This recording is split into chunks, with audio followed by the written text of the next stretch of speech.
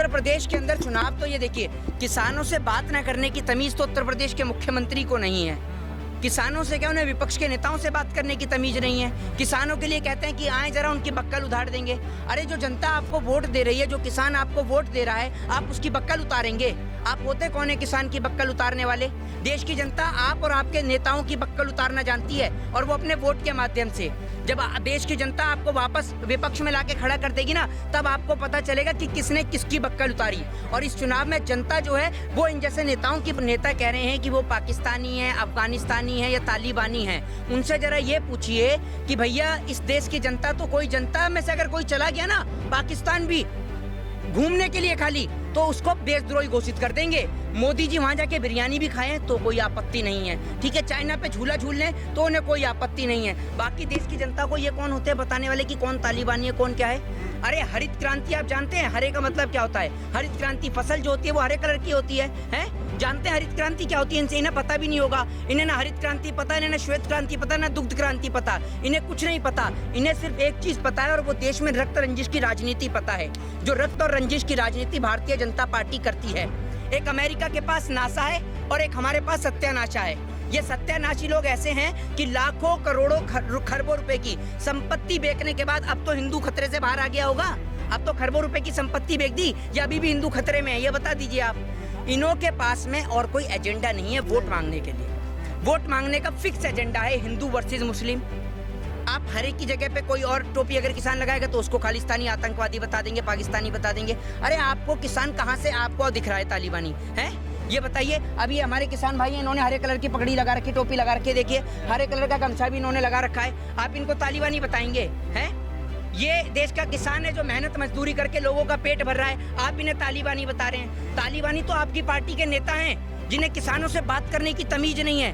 तालिबानी आपकी पार्टी में जो बहन बेटियों के साथ बलात्कार करते हैं, वो बलात्कारियों की पार्टी वाले नेता कुलदीप सिंह सेंगर, मनोज तिवारी को सिखाइए कैसे महिलाओं से बात की जाती है।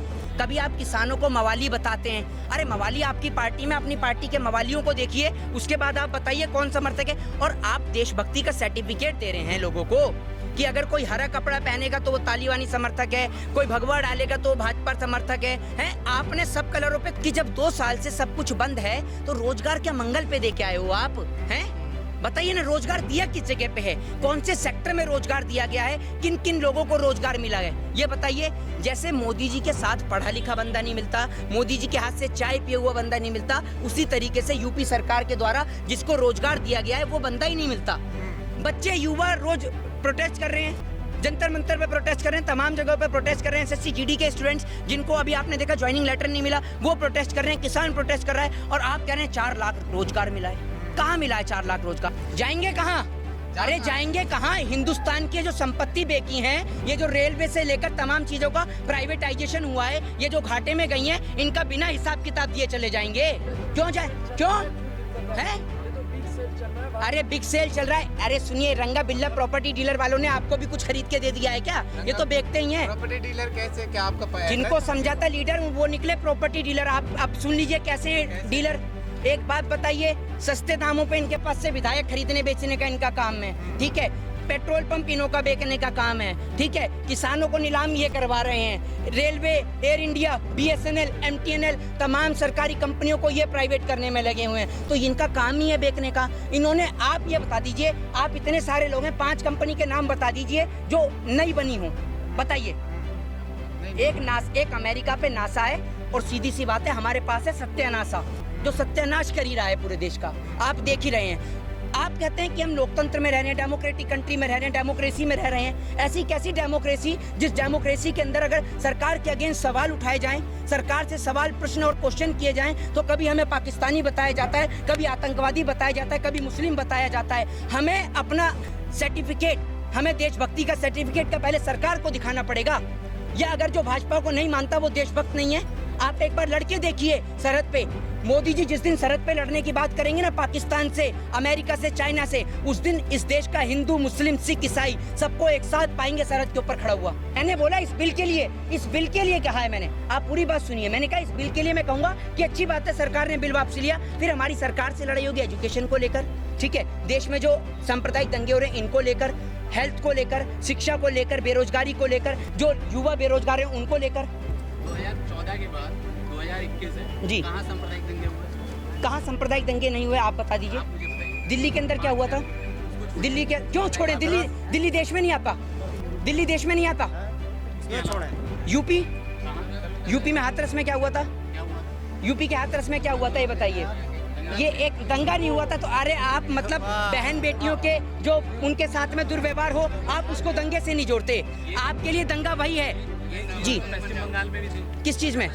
पश्चिम बंगाल में किसने कराई? पश्चिम बंगाल में यही कहता हूँ, पश्चिम बंगाल में चुनाव खत्म हो जाने के बाद बता दीजिए भारतीय जनता पार्टी ने कितनी बार स्टेटमेंट दिया है कि क्या पश्चिम बंगाल का हिंदू खतरे से बाहर है, ये बताइए। आपने अभी ये कहा सिंपल कि धर्म की जो अफीम होती है जी, वो उसके बहुत आगे लोगों को खतरनाक कुछ नहीं होती दिखाई है। देता। लोगों को कुछ नहीं दिखाई। बिल्कुल डिड यू मीन पूरा देश धर्मांध है? डेफिनेटली बहुत सारे लोग, बहुत सारे लोग, पूरा देश नहीं, मोदी को पूरा देश नहीं, पूरे देश ने चुना है। पूरे देश ने कैसे चुना है? ये तो आप गलत सवाल कैसे आपने कहा है? भाई पूर्ण बहुमत का क्या मतलब? कैसे पूर्ण बहुमत है? एक केंद्र की सरकार कितना परसेंट वोट मिला? एक बात आप एक मिनट देश नहीं चुन रहा है उसको। अभी कौन आपने चुन रहा है? एक मिनट, अभी इंडिया टुडे का सर्वे देखा आपने हाल का? नरेंद्र मोदी जी की जो पॉपुलैरिटी थी वो कहां से कहां आ गई? क्योंकि अब लोगों को समझ में आया है कि धर्म से लोगों का पेट नहीं भर सकता है। पेट भरने के लिए रोटी की आवश्यकता है और वो रोटी किसान ही मुहैया करा सकता है। तो वही चीज मैं आपसे शॉर्टकट में पूछ जी, रहा था जी। कि आपकी ये जो फाइट है ये सिर्फ बिल तक है या किसी नहीं, फासिस्ट बिल के पावर बाद से भी है? हमारी सरकार से लड़ाई जारी रहेगी। इस देश तो में आप आजादी है। आप बीजेपी को कैसे देखते हैं? वो एक पार्टी है या एक फासिस्ट पार्टी है? बीजेपी जो है वो एक पार्टी नहीं रही है। पार्टी थी अटल बिहारी वाजपेयी के समय में, ठीक है। अब तो आप ये समझ लीजिए कि कुछ बिजनेसमैनों का एक समूह रह गया है जो ये सोचता है कि कैसे देश से पैसा प्राप्त मतलब किया जाए। सांप्रदायिकता नहीं है उसमें। सांप्रदायिक तो है ही है, पैसा कैसे प्राप्त होगा? एक बात मुझे बताइए। फासिस्ट पार्टी है या हाँ, नहीं? बिल्कुल डेफिनेटली है। एक बात आप मुझे बताइए, अब मैं हूँ, कल को आप हैं, आप पत्रकारिता करते हैं। अब कल को हुआ क्या, आपका बेटा है, आपके बेटे का स्कूल खुला नहीं है, बंद है, ठीक है। अब मैं आपके बेटे से कहूँ कि भाई कल ना यहाँ पर हमें चलना है, यहाँ पर रैली है बजरंग दल की, वहाँ पर चलना है, 500 रुपये मिलेंगे, तो आपका बेटा चल देगा क्योंकि वो खाली है, स्कूल कॉलेजेस विश्वविद्यालय बंद पड़े हैं। लेकिन दूसरी ओर अगर उसके एग्जाम्स हो सर पे, तो क्या आपका बेटा 500 रुपये के लिए चला जाएगा? नहीं जाएगा, क्योंकि उसको पता है कल उसका एग्जाम है, उसको घर पे बैठ के पढ़ना है। तो ये लोगों को धर्म की, जातिवाद की अफीम चटाते हैं, जिसके कारण लोगों को आपस में लड़ाया जाता है। ये लोगों को ये दिखाते हैं कि हम देशभक्त पार्टी हैं, बाकी जो सरकार के विरोध में बोले वो देशद्रोही पार्टी है। जय हिंद, जय भारत, वंदे मातरम।